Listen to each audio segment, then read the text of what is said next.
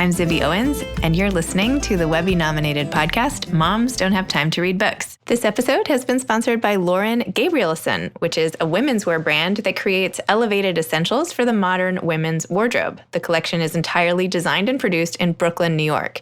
The Lauren Gabrielson woman values quality, versatile pieces that she can wear every day that are customized to her body, her time, and her style. And by the way, I have 2 Lauren Gabrielson headbands, which I wear all the time, and you can see in my photos on my events page because I wear them everywhere, and they're amazing. And actually, my 6-year-old daughter steals mine all the time. So anyway, LaurenGabrielson.com. I'm here today with Carla Naumburg, PhD, who's a writer, speaker, and clinical social worker, and the author of How to Stop Losing Your Shit with Your Kids, a practical guide to becoming a calmer, happier parent. She's also the author of 2 other mindfulness books. She's contributed to the New York Times, the Washington Post, HuffPost, and Mindful Magazine. She currently lives with her husband and 2 daughters outside of Boston. Welcome, Carla. Thanks so much for coming on Moms Don't Have Time to Read Books. I am so happy to be here. Thank you for having me. So I have to tell you, my daughter, who's 5, no, she's 6 now, loves the title of your book. I think she thinks it's like the funniest thing. And I told her this morning I was interviewing you, and she's like, oh my gosh, that's amazing. So she may sneak in at some point, but you have a lot of fans. Perhaps I lose my shit with my kids too often and they think it's funny, but just wanted you to know. One of my friends was reading this book, and her daughter, who I think is in 2nd grade, found it and was like, when is she going to write a book called How to Stop Losing Your Shit with Your Parents? That's the one I need. Oh, that's funny. I like that. I thought that was cute. That is cute. So tell me How to Stop Losing Your Shit with Your Kids is about, and what inspired you to write it. So, it's basically what it says it is. It's a book exploring how we parents can be more patient and present and not explode at our children quite so often. And it also talks about what to do after the inevitable explosion happens, because we're all going to lose it sometimes. I mean, I wrote the freaking book and I still lose it with my kids sometimes. And that's okay. Like, that doesn't make you a bad parent. It's not a problem to be solved. It's just part of reality with kids.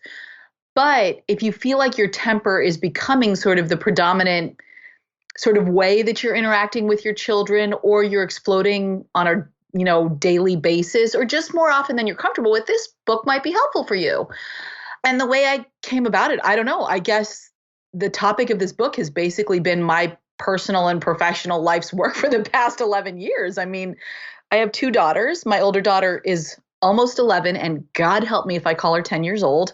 And my younger daughter is 9. And parenting is hard, man. It's really hard. And, before I had the kids, I really wasn't a yeller, except maybe at my sister in high school, but that totally doesn't count. And I found myself exploding at my kids. And I was like, ooh, this is not awesome. And this was when they were little. They were so little, and I was yelling at them. And you'd think that as a clinical social worker, I would totally know how to handle this. And yet there was one night that I refer to in the book when it got so bad. I think my girls were like 2 and 3 years old, that I sat down and literally started Googling, how do I stop yelling at my kids? I mean, I have a PhD in clinical social work and I couldn't figure it out. And so that night sort of set me on this journey that took a few years, but I finally came up with a few ideas and practices and strategies that have been really helpful. And that's where the book came from. That's amazing. I love it. And it's such a helpful book. You start with 6 truths that will help you keep your shit together instead of losing it. So I just wanted to run through those and ask you about a few of them. So your 6 truths are: 1, parenting is hard. 2, every parent loses their shit sometimes. 3, contrary to what you may think, you probably haven't broken your children. 4, even so, losing your shit sucks. 5, it's not a matter of willpower. And 6, you can learn how to lose your shit a whole lot less often. So the one I want to talk to you about first is number 5, it's not a matter of willpower. Because I feel like, I have 4 kids, and sometimes I try hard not to lose it, but sometimes you just do. And I feel like, oh, if only I had tried harder. So tell me how it's not only about willpower, and there's more to it than that. Oh, yeah. Look, willpower. I met a mom once who was like, I just decided to stop yelling at my kids, and I stopped. And I was like, what? Are we speaking the same language? Like, are you a human? If I turn you around and open like the little door on your back while I push buttons and there's like little wires and back, because I don't understand how that works. Because if I could have done that, I would have done that. That's what I call a coulda, woulda strategy. Look, willpower is kind of like a muscle. And when we use it too much or even at all over time, it gets tired. And by the end of the day, it basically doesn't work, which is why we stand in front of the fridge trying to decide what to eat. And we end up like, eating chips for dinner. Because it even takes willpower to make a decision like, should I eat this or that? Should I get out of bed or should I hit, the snooze alarm? All these little things we do during the day. Am I going to fight with my kid about the shoes or let him wear flip-flops to school? Every single little thing, takes willpower. And by the time we get to the end of our day, we're exhausted, we have none left. And that's often when parents are losing it with their kids. The other thing is that our willpower is a function of our prefrontal cortex, which is the part of our brain that's sort of right behind our forehead. And I think of it as the adulting part of our brain. So that's the part of the brain that helps us make good decisions and moderate our emotions and plan ahead and stay calm even when it's hard. And when we are triggered, which is something I talk a lot about in the book, and my super clinical definitions, very scientific here, Zibby, is my super clinical definition of being triggered is anything that makes you more likely to lose it with your kids, right? So when we are triggered, we're more likely to lose it with our kids. And when we are triggered, it essentially sends us into what I call the fight, flight, freeze, or freak out response, which lights up our limbic system, which is sort of like the toddler part of our brain. We're born with it. It's there to keep us alive. It puts us into survival mode. And when our limbic system is online, our prefrontal cortex goes offline. So when we are triggered by any number of a million things that can trigger us, whether it's chronic pain or a stressful interaction with a colleague at work, or we haven't slept in like a decade, or, we have to pay a bill and we're not sure where we're going to find the money to pay that, or, a difficult phone call from a family member, or, you stubbed your toe, it doesn't matter. When we are triggered, our limbic system is more likely to come online, our prefrontal cortex goes offline, and willpower, see ya. So we really want to set up these strategies and systems and habits that are going to make all that less likely to happen, because when we focus on willpower, that's kind of a setup for failure in a lot of cases. By the way, I love how on Instagram, you're always like, I just got back from whatever situation full of triggers. Like you're always, no, I love it. It's so awesome because you're just so open about it, right? Like Trigger City, this is what's going on. So it's like, yeah, some situations are just, they're minefields for your own sort of sanity. I mean, I think that's one of the things I was expecting the least as a parent was that my own sort of emotional regulation would have to be so fine-tuned to deal with the constant inputs, really, of all these changing things, right? I mean, it's a lot. And, it's not that way for everyone. My husband, thank the Lord for the sanity of our home, is not this way. And what I've learned over the years is that I am what some researchers call a highly sensitive person. And this is sensitive not only in terms of like what's going on with this other person, like kind of relationally in tune to people, but loud noises are triggers for me. People touching me is a trigger for me. And anybody who spent 5 minutes with a toddler knows, and baby, they touch you all the time. And as much as you love that touch, it's a trigger. Strong smells are a trigger. I don't like most foods. Not a fan of flavor over here, which my poor foodie husband dies, I think, a little bit every time. I'm like, ooh, could we just have something really, like, don't spice the chicken. Don't do that. I'm the same way. Oh my God. Oh my gosh. And big emotions. I feel all the feelings. Somebody, I think, described it as having your nervous system kind of on the outside of your skin. I feel all the feelings all the time. And a lot of this exists in my body. So what I talk about in the book is that triggers make your buttons big and bright and super sensitive and all lit up. And as anybody who's ever been in an elevator with a little kid knows, they see a button and they push it and then they push it again. And then, we'll be standing on the sidewalk and the girls are like pushing the crosswalk button 27 times until I freak out and explode at them. But I've had to learn what I need to do to get my buttons dim again so they're not so pushable. And since for me, moving my body, like exercise every day has become basically a non-negotiable. And we're at the point now where the girls will look at me and be like, Mommy, you seem kind of grumpy. Have you exercised today? And I kind of want to kick them in the teeth, but I don't. I look at them and they're right. So yeah, Trigger Town, USA over here. That's interesting. I also have passed the test for highly sensitive person, read the book. I relate. Well, which is why we both love books so much, because books are not triggers for highly sensitive people. Totally. I kind of wish I had been a therapist as well. But so tell me about you came up with these two acronyms in your book. Fart and burp. Fart, feelings, automatic, reactive and toxic, and burp, which I forgot to write what that stood for. So tell me about these two and how we're supposed to use these to help ourselves. Yeah, look, first I want to explain why I chose these words. A big part of this book, I didn't include all this profanity and potty talk in the book just for fun, although it was pretty fun and that helped. But I want to constantly remind parents that this parenting thing is far too serious to be taken seriously. Like, we have to laugh at ourselves. We have to remember how ridiculous this is. I mean, I remember when my daughters were really little before they were potty trained, and I was thinking to myself, there are people on this planet other than like doctors and nurses and healthcare workers who don't regularly come in contact with other people's bodily fluids. They just don't. And yet that is literally my life all the time. And I think we have to be able to kind of laugh about it and stay silly and remember that it's all so crazy. And that's the beauty of it. And it's also the challenge of it. So the acronym FART is one I use to kind of describe some of the features of a parental meltdown, let's say. Because look, if your kid is about to jump into like ongoing traffic and you reach out and grab them really hard and pull them onto the street and maybe snap at them, I wouldn't actually call that like an inappropriate explosion. Like, you were responding appropriately to the moment, to the intensity of the moments, keeping your kids safe. So let's talk about what are the features of the explosions that I'm worried about? Well, F is for feelings. Like, obviously there are a lot of emotions involved when we explode at our kids. Now, the thing is, we may or may not be aware that we're having those emotions. So there could be anger, guilt, powerlessness, shame, anxiety, frustration, confusion, all of these or some of these, and they may or may not have anything to do with our children, right? It could be something that happened at work, or maybe another mom at pickup gave us some weird look or sent a snarky email and we're like, what the hell? And we're still kind of processing that, but there's emotions somewhere happening, right, for us. And one of the things that I think many of us think is that we can somehow control our feelings, that we can like choose to be happy or choose to feel better. And I call BS on that. You can't control your feelings, and no feeling is ever wrong. That's what we talk about in our family. The behaviors, right? Those may be problematic, but every feeling is okay. So F is for feelings. All right.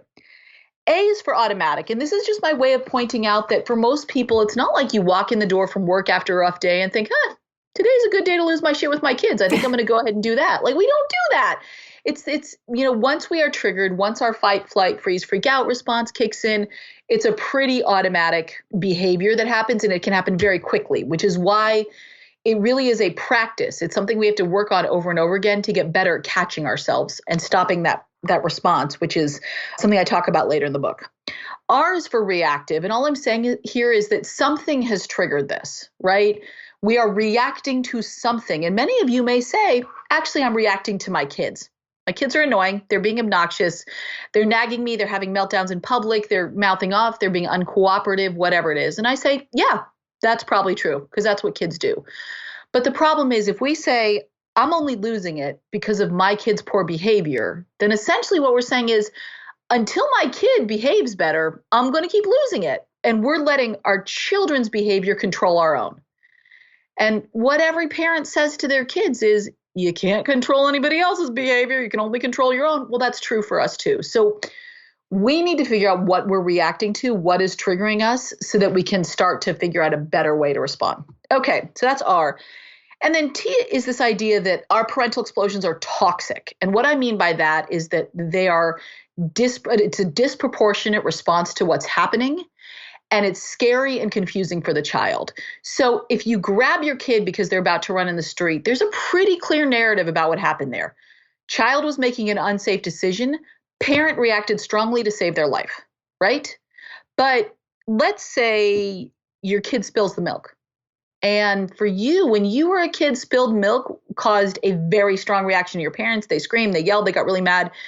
And so you find yourself exploding over spilled milk. That's confusing and scary and pretty unpredictable and out of proportion. So your kid is going to be like, what is the story here?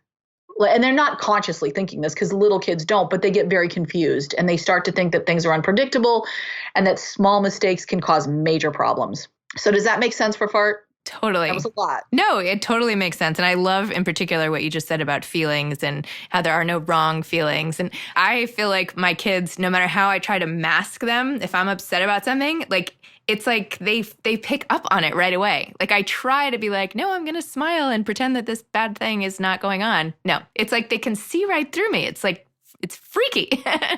Kids know us. They know us so well. And it really is an evolutionary thing for them. They literally depend on us for survival. And so the way they survive is they know, our every little thing. I mean, I raise an eyebrow the wrong way and my older daughter will be like, okay, what's wrong? And I'm like, oh, I don't want to talk about this. But they really do know. And their fingers are perfectly matched for our buttons, right? And they find buttons we didn't even know we had. And they push, push, push. But yes. And the thing is, if we try to, I think we do our children a disservice when we try to hide our experiences from them. Because number one, it's confusing and it feels distancing when you're like, I know something is wrong with you, but you're not telling me. And the message we're inadvertently sending our children is you always have to put on a happy face.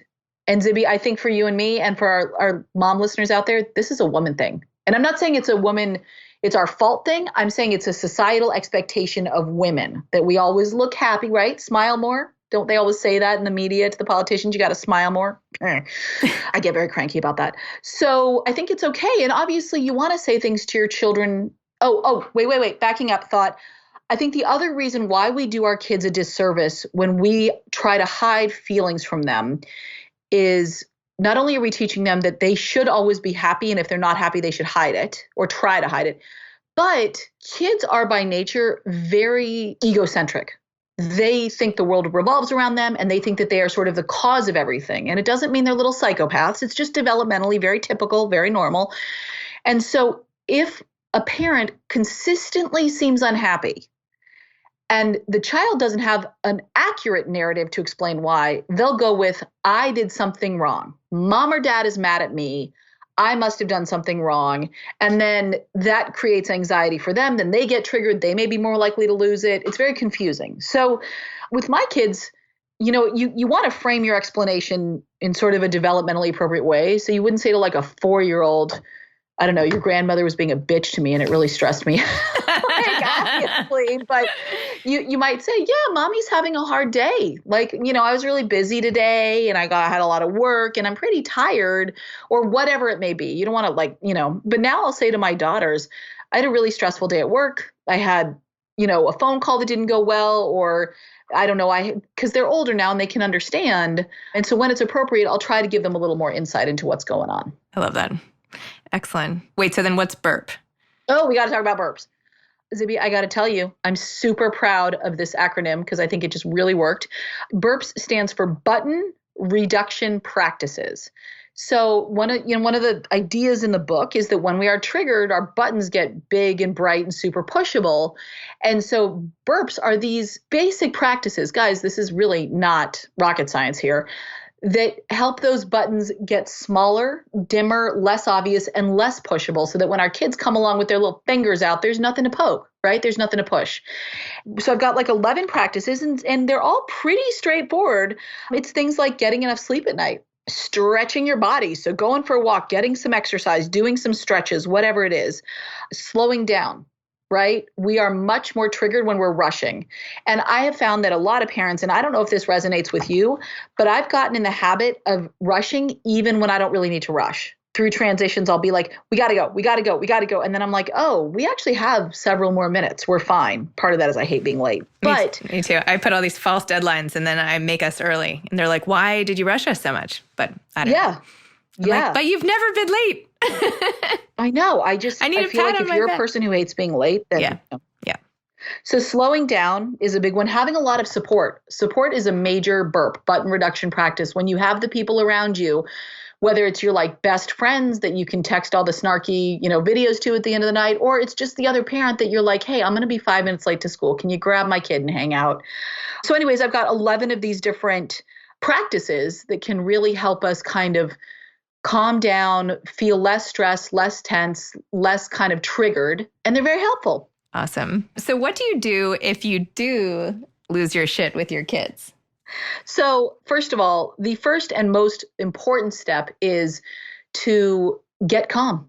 You have got to calm yourself down first, because until you are calm, if you try to re-engage with your children, you're going to end up exploding at them again. And here's what this looks like. You're still triggered and you decide that it's time to go re-engage with your kids. And so you go over to them and you sort of do this kind of half-assed apology, which is like, I'm really sorry I lost it with you, but I asked you 27 times not to throw that ball in the house, and then you ended up breaking my favorite vase. And that's actually not an apology. That's just sort of losing it again, and you're throwing the word sorry in there. And the other problem with trying to reconnect with your kids before you're calm is that if you go over there and you're expecting your child to apologize, or you're expecting your child to say something nice to you and they don't do it, you're much more likely to explode at them because you're still triggered. So the first thing, non-negotiable, that you got to do after you blow up at your kids is you need to get calm. And two of my favorite strategies for that are getting curious about your own experience, or having a lot of compassion for yourself, because this parenting thing is really hard. And I give a lot of strategies for that, because what I find is what most parents do after they blow up is they go into this like shame spiral. And they feel terrible. They're like, I'm a terrible parent. I can't believe I lost it with my kids again. I'm never going to get this right. They're going to be a mess. I better start funding the therapy jar now. I used to go in the kitchen and just search for chocolate. That's what I would do. Just feel awful, shove the chocolate in my face. It didn't really help. Tasted good, didn't help. And so what I really encourage parents to do now is to find a way to calm themselves down with a whole lot of compassion. Curiosity can help. If you can say to yourself, what just happened? Am I tired? Am I hungry? Am I triggered? Is my child triggered? What do I need right now? You can actually get some actionable information about what's happening for you. And then you go apologize and reconnect to your child. And let me be very clear. I'm a big fan of apologizing. It's a thing in our family. And sometimes after the apology, there is another conversation about limit setting. I am sorry for my behavior. I shouldn't have behaved that way. We love the I messages, taking responsibility for our actions. And the other side of this coin, kiddo, that we need to talk about is that, I was very clear with my expectations about your cell phone use and you didn't follow them. So we're going to have that conversation now.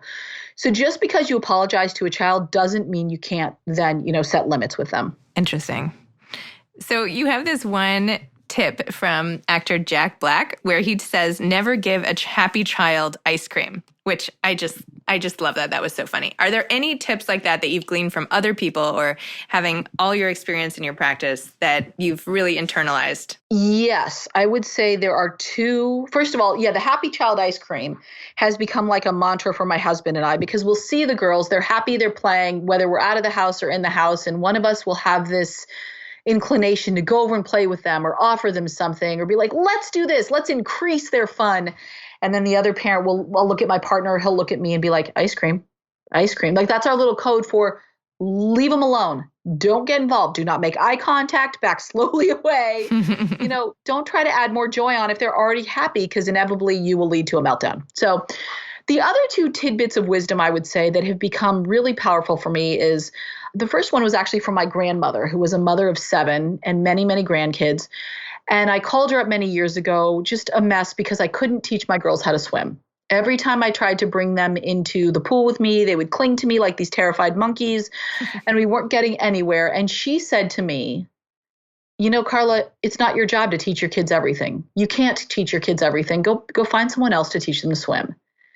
And that was like sort of this mind-blowing moment, because I thought, as the mother and the default parent, because I was only working part-time, so I was the one doing the drop-offs and the pickups and the whole 9 yards, that it was literally my job to teach my kids everything. And I was like, when she said that, I really literally felt this burden lift from my shoulders, like, oh, it's not my job. And guess what?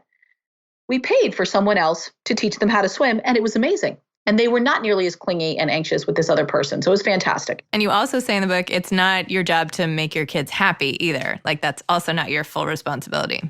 Look, we are not responsible for our children's emotions. We're not. We're not responsible for anybody else's emotions. I mean, come on, we're barely responsible for our own, right? It's not like we can control them. So look, we live in a culture that glorifies happiness, right? We should all be happy. Happiness is the goal. And if we're not happy, it's because we're not working hard enough or doing the right things to be happy. And what I would say to parents is, again, I call baloney on that one, because like really unhappy things happen in life. whether it's a scary diagnosis or a car accident, or again, a bill we can't pay, or a divorce, or what, like, there are things that are really legitimately good reasons to be unhappy.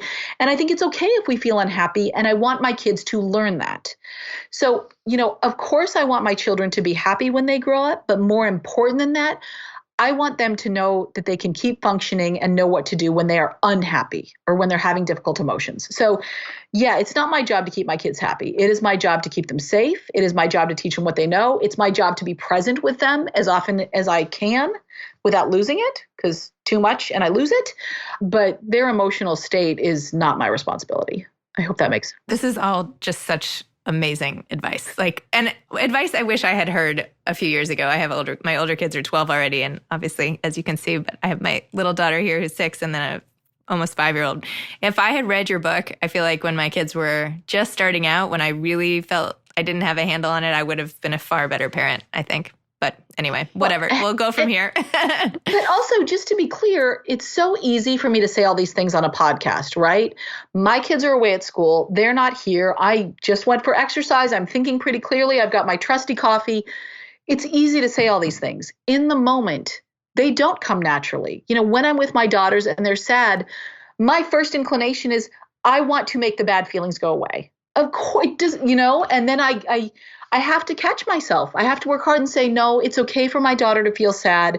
My job here is to not make her happy. My job is to sit with her and let her know it's okay to cry. But that is not my gut mommy response, right? And so if there are listeners out there who are like really struggling with this, yeah, come over, we'll hang out because I'm struggling with it too. When I say it's a practice, I literally mean it's a thing we start out with being really bad at, and the more we practice it, we get better. But this is the work of a lifetime. And how did you fit in writing this book in the midst of everything else? When did you do it? Like, where do you like to write? Do you write at home? Did you go out to write? How did the process look for you? Oh, it was a mess. It was a messy, messy process, as all my writing is. Look, I would love to say that I'm one of those writers who's like, I get my kids off to school, then I make my coffee and I sit down at my desk and I write from 9 to 12, and then I have a healthy salad for lunch. And that is no, I fit it in where I could. And I try to write most days a week. I do write at my desk at home. I have a fantasy about having a little writing office somewhere, but it turns out nobody wants to give you that for free. Crazy. You need to pay rent. Yeah. I'm rude. Really rude. Yeah. But the thing that kept me writing is that I had an editor and deadlines. So that was the thing that really helped me keep this a priority, because otherwise it's a little harder to stay focused because, I have kids who get sick, and I have, random events at school that pop up in the middle of the day, and they're like, we really need you here for this, Native American fair that we're going to announce today. And can you bring, 27 pounds of maize tomorrow, or corn, whatever. I'm like, that is not a thing you can buy. And I don't know where to buy it. What by tomorrow? No. Hey, listeners who know where my kids go to school, I love the school. I love it. I love the teachers. But I just want to be realistic that it was a lot to fit in. I had to work hard to fit it in. And there were some days when I would say to my husband, like, he'd walk in the door from work and I'd be like, I'm out. I got to go to the library or somewhere and do work. So he was incredibly supportive. And the teachers at my daughter's school made it possible for me to write this book because they kept them all day and taught them things. And while my kids were at school, I worked. I've always had a part-time job in addition to the writing. And so it's busy, but when you're doing what you love, it feels a little bit easier. And what advice would you have to aspiring authors who are trying to do this as well? I guess my first piece of advice is, if you're in it for the money, find something else. It's very, very hard to make money writing, like real money that people can live on. But if you're a person like me who has always written and can't imagine doing anything else, and this is the only way to scratch that itch, then you got to do it. But you should probably have a job at the same time, unless you have a winning lottery ticket. And the other thing I would say is read a lot in the genre you want to write in. If you want to write a parenting book, you got to read the parenting books. You need to know what's out there. You need to know what's getting published. You need to know what the trends are. If you look in the New York Times bestseller list for sort of how-to miscellaneous, there's a whole lot of books in there with swear words in the title. And you bet your tushy that inspired me a little bit in this book, right? So you got to follow the trends. And the other thing I would say is, like, write with the voice that is who you are and what feels most authentic. So my first two books did not have any profanity. They had a little bit of humor, but they were much more sort of straight-laced parenting books, and they're good books. But this book, this is me. You read this book and then you come meet me and you know the kind of conversation we're going to have. And that doesn't work for everyone, right? So I was terrified to write this book because I was talking to a friend and I was like, there are people who are going to hate it. And I expected her to be like, no, everybody's going to love your book. And instead she said, yeah, there are people who are going to hate this book. There are people who are not going to want to read this book. And those aren't your peeps. And that has to be okay. There are other parenting books for them. But there are people who have been looking for this book and haven't found it yet, and they need it. And as soon as my friend said to me, yes, there are people who are going to hate your book and it's going to be okay, like I was so liberated. So know that no matter what you write, somebody's not going to like it, right? And that has to be okay. And the thing that will let you continue in that writing process is knowing that you are writing what's true for you, something that is authentic and real that you really believe in. And that's what's going to keep you motivated, even knowing that it's a challenging process. And by the way, everyone I've mentioned your book to is like, I have to get that book right away. So my peeps appear to be your peeps. So yeah. Well, thank you so much for coming on the show and for writing your great book and for all this advice. And honestly, just being so real and showing all of us like this is what it's like and it's okay and we don't have to be perfect. And I think the more that we all as a mom community sort of adopt that and feel better, the better off we'll be and the better our kids will be. So. Oh, thank you. And thank you for all the work you do to support authors and writers and books and support moms who think they don't have time to read. Yeah, you're welcome. All right. Well, it was great to meet you. And thank you so much. Thanks again to my sponsor, Lauren Gabrielson, the women's wear brand that creates elevated essentials for the modern women's wardrobe, laurengabrielson.com. Thanks for listening to Moms Don't Have Time to Read Books. You can follow me on Instagram at Moms Don't Have Time to Read Books. Thanks so much to Steve and Ryan at Texture Sound for the sound editing. And thank you to Morning Moon Productions for providing this fantastic intro and outro music. Thanks for listening. You could always email me at zibby@zibbyowens.com.